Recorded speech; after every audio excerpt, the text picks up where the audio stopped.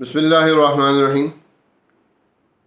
آج آپ کے لیے ایک دلچسپ اور سبق آموز قصہ لے کے آیا ہوں اسلامی تاریخ میں سے، اور وہ ملکہ زبیدہ کا ہے، جو کہ ہارون الرشید بادشاہ کی ملکہ تھیں۔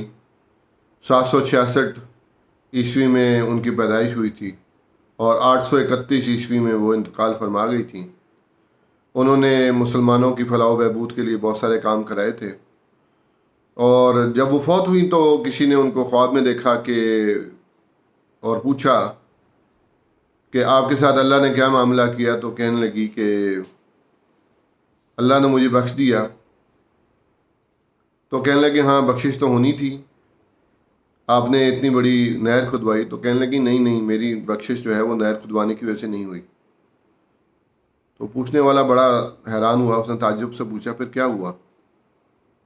تو آپ نے فرمایا کہ اللہ رب العزت کے سامنے جب نہر والا میرا معاملہ پیش ہوا تو اللہ رب العزت نے فرمایا کہ یہ تو خزانے میں سے اس نے کھدوائی تھی، نہ خزانہ ہوتا اور نہ یہ نہر کھدوا پاتی۔ تو میں پریشان ہو گئی، تو اللہ رب العزت نے میری مشکل آسان فرمائی اور فرمایا کہ مجھے تمہارے اعمال میں سے ایک عمل پسند آ گیا تھا۔ پھر اللہ رب العزت نے فرمایا کہ ایک دن تم بہت بھوک کے عالم میں بیٹھی ہوئی تھی اور کھانا کھانے لگی، تو عین موقع پر تمہارے اذان کی آواز آئی، اور اللہ اکبر اذان کی آواز سنتے ہی تم لقمہ لے چکی تھی ہاتھ میں، لیکن تم نے لقمہ واپس رکھا اور اپنا دوپٹہ جو سر سے سرکا ہوا تھا اس کو میرے ادب کی وجہ سے تم نے درست پہلے کیا اور پھر لقمہ لیا۔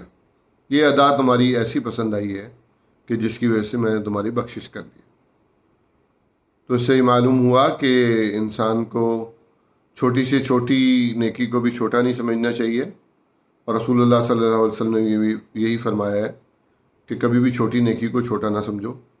اور حضرت احمد علی لاہوری رحمۃ اللہ علیہ نے اس بارے میں کہا کہ اذان کا سننا اور ادب سے جواب دینا کلمہ عین موت کے وقت نصیب ہونے کا سب